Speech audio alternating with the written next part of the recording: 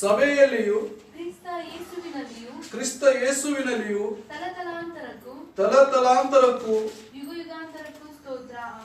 ಯುಗ ಯುಗಾಂತರಕ್ಕೂ ಸ್ತೋತ್ರ amen. Praise the Lord. Hallelujah. ಇಲ್ಲಿ ಎಫೆಸದವರಿಗೆ ಬರೆದ ಪತ್ರಿಕೆಯ ಭಕ್ತನಾದಂತ ಪೌಲ ಬರಿತಾ ಇದ್ದಾನೆ 3ನೇ ಅಧ್ಯಾಯದಲ್ಲಿ 20-21ನೇ ವಚನ.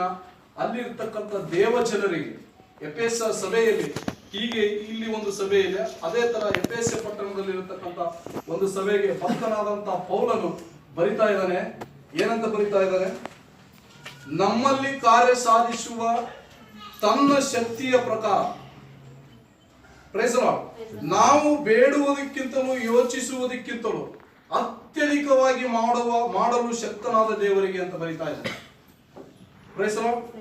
ಭಕ್ತನಾದಂತ ಪೌಲ ಎಫೆಸ ಪಟ್ಟಣಕ್ಕಾಗಿ ಮಾಡುವ 2ನೇ ಪ್ರಾರ್ಥನೆ ಆಗಿದೆ. ಮೊದಲನೇ ಪ್ರಾರ್ಥನೆ ಎಫೆಸ ಪಟ್ಟಣಕ್ಕಾಗಿ ಮನೋನೇತ್ರಗಳನ್ನು ತೆರೆಯಲು, ಅವರ ಹೃದಯಗಳನ್ನು, ಆತ್ಮಿಕ ಹೃದಯಗಳನ್ನು ತೆರೆಯುವುದಕ್ಕಾಗಿ. ಮತ್ತೆ ಇಲ್ಲಿ 2ನೇದಾಗಿ ಆತನು ತನ್ನ ದೇವರ ಶಕ್ತಿಯನ್ನು